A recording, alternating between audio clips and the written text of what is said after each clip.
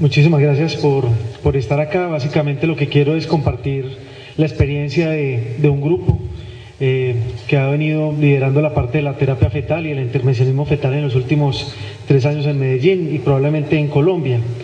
Básicamente lo primero que hay que pensar es en el concepto de medicina fetal, como Carlos lo explicó ahorita, del feto como paciente. El feto como paciente uno lo puede abordar de 2 formas. Uno, con el diagnóstico de condiciones que puedan amenazar la vida fetal o el desarrollo postnatal. Acá juega un papel importantísimo el ultrasonido, pues sin él sería importante conocer cómo está, sería imposible saber cómo está el feto.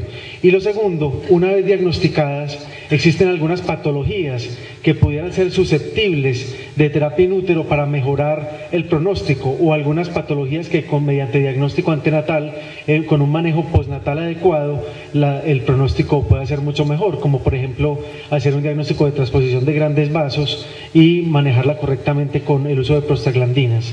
Sin embargo, hay algunas patologías que por su letalidad y por su diagnóstico in útero uno pudiera hacerles el diagnóstico y ofrecer algún tipo de alternativa para mejorar ese pronóstico o para mejorar la sobrevida. Sin embargo, la terapia fetal pues puede ser muy vendedora. En todo el mundo dicen no, la unidad de terapia fetal, pero las patologías que son susceptibles de tratamiento son muy pocas.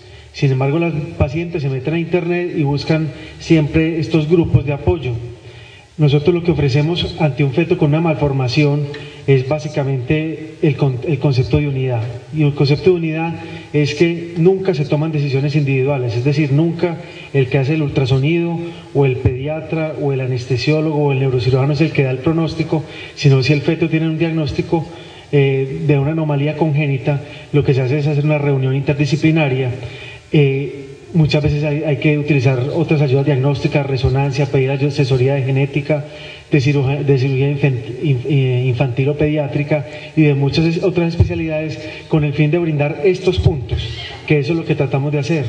Uno, hacer una información veraz y adecuada de verdaderamente lo que tiene el feto. Muchas de las pacientes vienen sobrealarmadas o por el contrario vienen a veces pensando que lo que tiene el feto es algo muy leve, y acá se le da una información veraz y adecuada.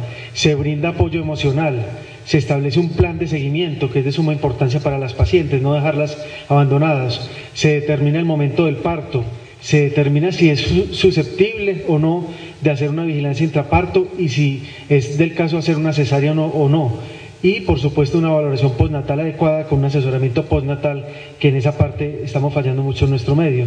Todo esto es imposible que lo haga una sola persona. Uno como subespecialista en medicina materno-fetal lo que hace es coordinar estos staff y pues tratar de darle información a los pacientes.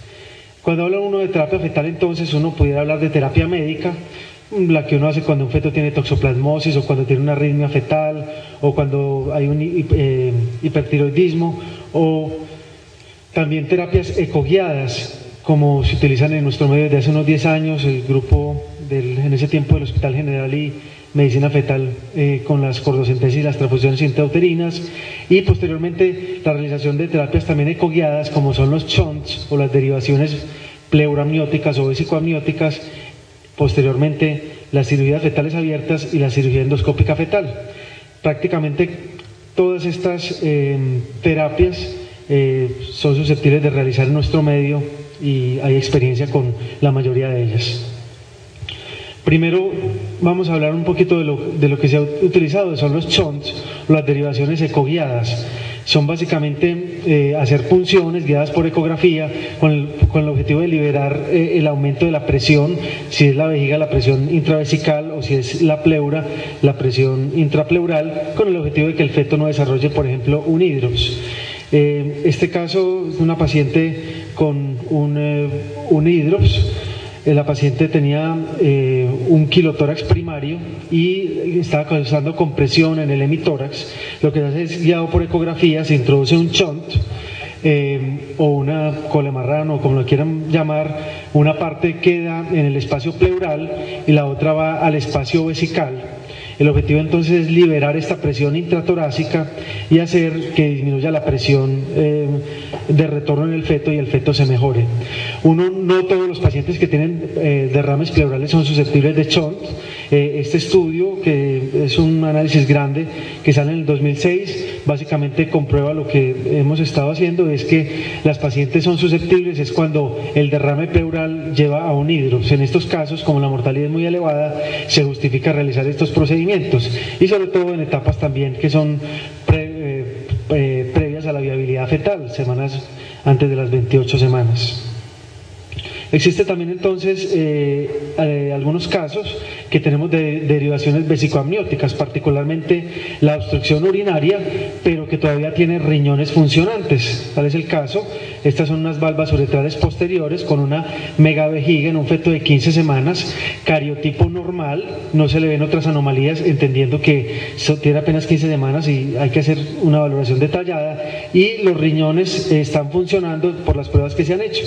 Lo que se hace básicamente también es, guiado por ecografía, realizar una punción generalmente infraumbilical con un catéter delgado, y se le pone una parte en la parte de la vejiga, en la parte interna de la vejiga, y la otra parte en la parte hacia el líquido amniótico. El objetivo es descomprimir. Esto es un procedimiento paliativo para que no se le dañen los riñones al feto, paliativo para que el feto no haga un oligoamnios y una secuencia Potter, y después de nacer se le puede ofrecer al paciente una cirugía definitiva, en el caso de las valvas uretrales posteriores, la corrección. El shunt vesicoamniótico ha tenido detractores y personas que la promueven. Nosotros tenemos 4 casos, de los cuales existen dos muertes perinatales, hay 2 fetos vivos. La sobrevida que hay, esta es una publicación grande de la Obstetrical Gynecology, muestra una sobrevida al año del 91%, una edad gestacional al parto promedio de 35 semanas, pero miren que a los 5 años, 1/3 de los pacientes han requerido trasplante renal. Es importante explicar que el desarrollo neurológico ha sido normal en estos pacientes. Hoy por hoy se conduce un estudio randomizado muy grande que creo que a finales del 2010 va a ser publicado, se llama el estudio Pluto, no es patrocinado por la Walt Disney, pero ese es el nombre. Y cuando uno mira esto dice, hombre, un tercio de pacientes trasplante renal, pero cuando uno mira las otras especialidades uno dice, pues hace 10 años todos los bebés que operaban de la transposición de grandes vasos en la cardiovascular se morían, literalmente todos. Hoy por hoy la mortalidad es menor al 1%. Lo mismo, las hipoplasias de cavidades izquierdos. Hace 5 años la mortalidad era mayor del 90%, hoy por hoy ronda el 50%. Son patologías